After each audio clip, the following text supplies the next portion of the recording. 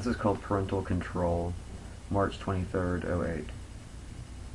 Suffice it to say, misery is a mistake made by the guilty.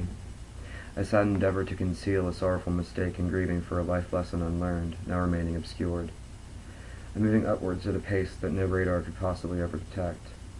Like all the unanswered questions versus the unanswered prayers, still awaiting his redemption to appease our tired states of mind. Even after all of our baptized and being bruised by our own thoughts once misused, we still find ourselves in our sad little rooms, our thoughts now confused by our spiritual refusal to accept a constructive rebuttal to a passive-aggressive point we pathetically choose to make. I write choose, but I mean try. The dirtiest three-letter word right before sex. The prefix introducing new context to ordinary things like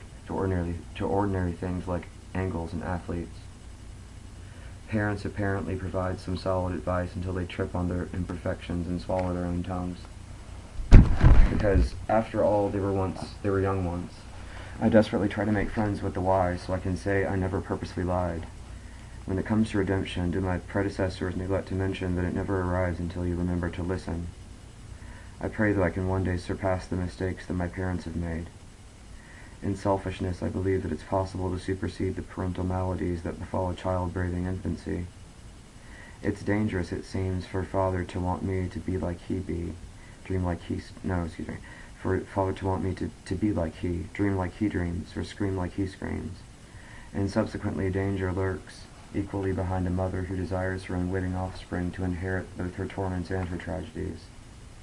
Now let's face it, a parent would never admit to a fault, and risk pointing fingers and placing blame. Honestly, parenthood already provokes a great deal of shame and even greater amount of pain. The key is when looking back and remembering to get creative in interpretations of what was actually happening, morphing what actually transpired into something desirable, a memory to perhaps inspire. Because of this very simple technique, my parents have once again become gods. Just like when they were behind the wheel in a snowstorm across country, or they were just cross-stitching or maybe folding paper into origami.